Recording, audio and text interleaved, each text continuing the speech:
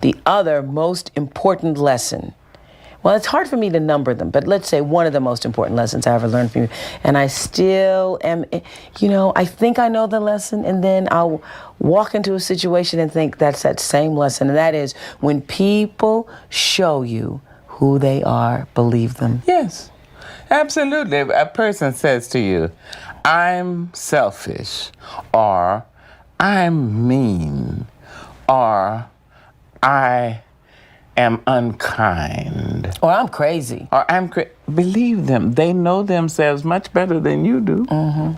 But no, more often than not, those of us who don't trust life say, don't say a thing like that. You're not really crazy.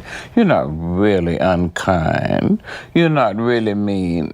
And as soon as you say that, the person Let you know. and shows you, I told you. I told you I was unkind. So now why are you angry? When someone tells you who they are, believe them the first time. Why is this such a difficult concept for women to understand? Well, the first reason might be because women are made to bring communities together, put communities together. We're not made to tear communities apart. So it's hard for us to do, even if we're in a position where we we have to let this thing go. We aren't made that way. Second, it might be because you've already made up a story in your head about how this relationship is going to go, whether it's a friendship relationship or it's a family relationship, it's a romantic relationship. You've already made it. So when you met this person, you created a story in your mind about how it was going to go. And so when this person is showing you who they are, it's like, this isn't part of my story. Like, this isn't how I imagine the story going. And so you're like a little bit confused. You also want to be empathetic though to them, because you're like, well, maybe that's not what they meant. Maybe they didn't do this to hurt me. Maybe it's not about me at all. And maybe I'm reading too much into it. We ask ourselves all these questions and negotiate with ourselves about what this action that this person has made, what does it mean for us? Is it about us? Does it mean anything for us at all? And the thing is, you can negotiate and ask yourself and ponder it all you like, but all you have is that this person has done X and it has affected you in this way. And so whether that person meant to affect you or meant to do you harm, didn't mean to do you harm, whatever, at the end of the day, we are now at a point where they have done it. They've done the action and you have been hurt. How are they going to, well, actually, how are you going to respond? Are you going to stay in this relationship or are you going to leave? Because whatever they have done it because it suits them to do so. And so you have to then decide if it suits you to stay in the relationship. So you need to let go of everything else that you know, let go of the story you've told yourself, let go of the hopes and dreams that you have for this future with this person, and really think, does this action that this person has made, does this thing that this person has done, does it suit me? If I stay, am I being fair to myself?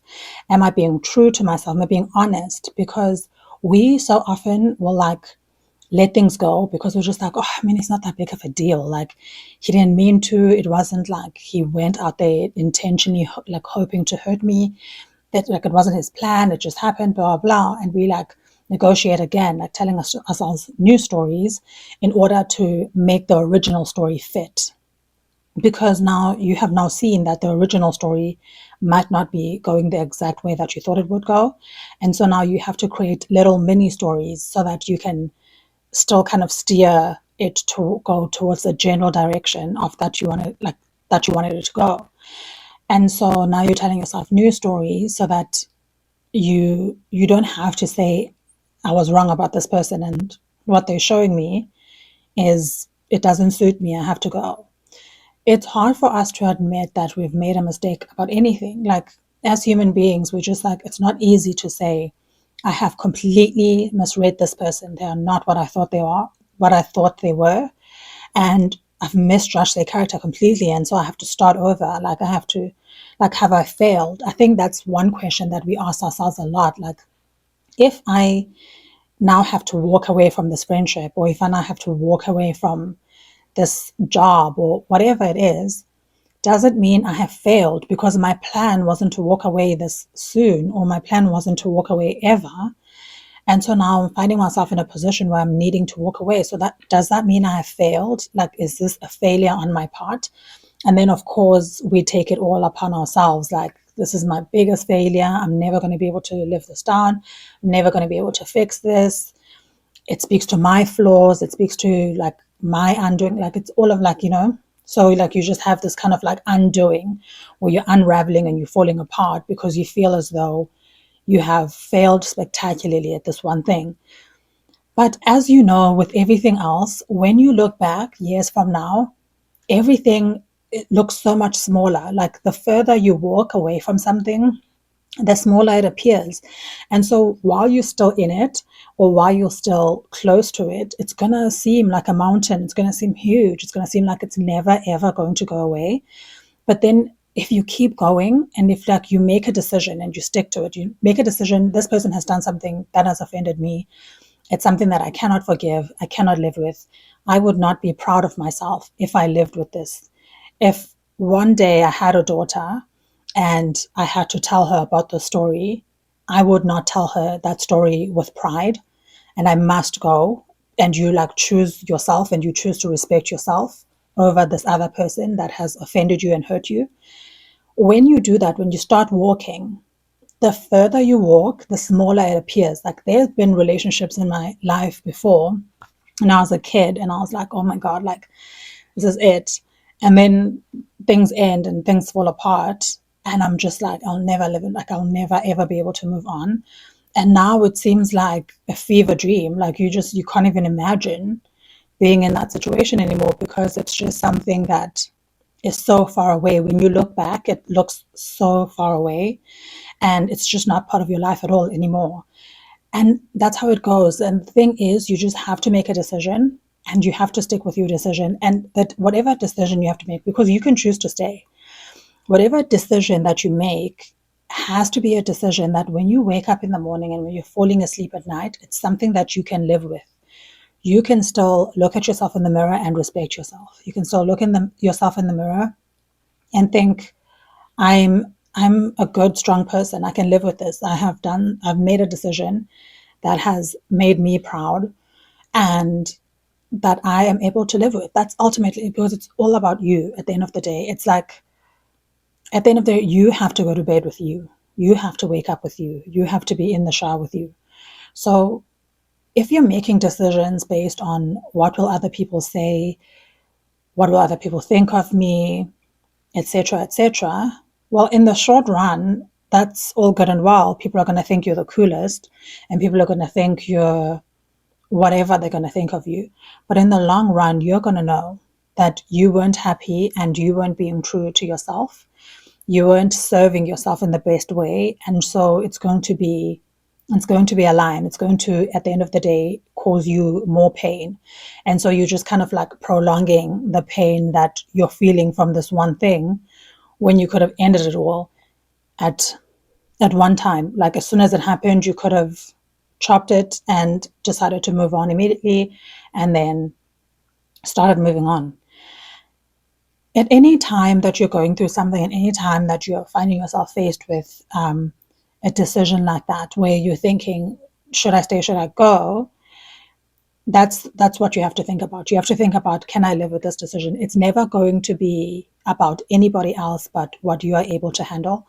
And people are always going to say, just do this, or just leave him, just stay, just X, just Y. But there's no just, because this is your life, and it's hard for other people to understand things the way that you do.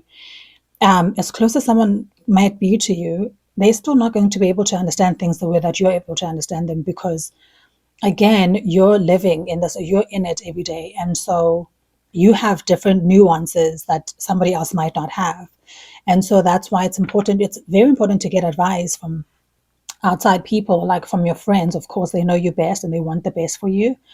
But that advice shouldn't be everything to you. It shouldn't like make or break you. That advice should be something that you take into consideration and then you make the ultimate decision. If anyone is forcing you to, like, you have to take this advice or else, like, you have to listen to me, I'm the one that, like, I'm the be all end all, then that person is not being fair and they're not being responsible. And they're not, yeah, they're making it about themselves, because at the end, ultimately, it's about you, and it's about, like, because this is your life. And so it's about whatever decision suits you best is going to serve you in the best way at the end of the day. And so that's going to be the decision that you have to go with. So I always make pros and cons. What will it mean if I do this? What will it mean if I do that? And then you take it from there. Sometimes, like, even the best relationships that we have to let them go, because we're just not, we're not growing from them. We're not winning from them. We're not feeling served. We're not feeling like we're serving the other person. Because sometimes you can feel like, this person is serving me really well, but am I serving them really well as well? And, like, am I being fair to them? Can I give them what they need from me? And then at that point, you might well find that this person might do better without me. And those are hard decisions that you need to make. So just as hard as it is to stay, it's also hard to walk away. And as hard as it is to walk away, just as hard to stay. So yeah, life's tough, and you're going to have to get a really, really tough helmet to deal with it, but it's possible. And when you build yourself a community of people that have your best interests at heart, and that are really, really smart, and that are really, really kind, you're able to make these kind of decisions easier, because you have a lot of great minds coming together and making this decision together. And yeah, that's all from me today. I hope that Maya Angelou has inspired you. Fun fact about Maya Angelou is she dated this guy. I think his name was Vosumzi. I think it was Vosumzi, South African guy. They got married in 1961, and he was a freedom fighter. And I remember thinking, what? Maya Angelou was married to a South African guy? I had no idea. That's all from me today. I share my random thoughts with you. I love quotes from, like, my favorite poets and stuff. And so, like, sometimes I'll share that, and sometimes I'll share videos that I see on social media. It's really, really random. But at the end of the day, it's just motivation, and it is little messages to, like, help you keep going. And I hope I help someone, even one person out there, just to keep going even when it seems like really, really tough. And my email's on my profile, so if you ever feel like your life's so tough and you just cannot effing do it anymore, just email me and we'll be friends, and we'll talk it through, and we'll try to get through it. Yeah, guys, have a beautiful week. You're going to kill it. You're going to do amazing, and you deserve everything good. You've done great up until now, and you've worked so hard, and you deserve more than you're giving yourself. You deserve more credit than you're giving yourself. And so I always think women are always like, oh, I don't, like, deserve this, or I don't deserve that. Oh, I don't want to ask for too much, or I don't want to this and that. You should ask for too much. If, like, they're asking you, how much do you want at your job? You should tell them a big amount, because you work really hard, and maybe you deserve a raise. So if they ask you, how much do you think you're worth? Say a very big amount. Yeah, guys, have a wonderful week. Love ya. Mwah.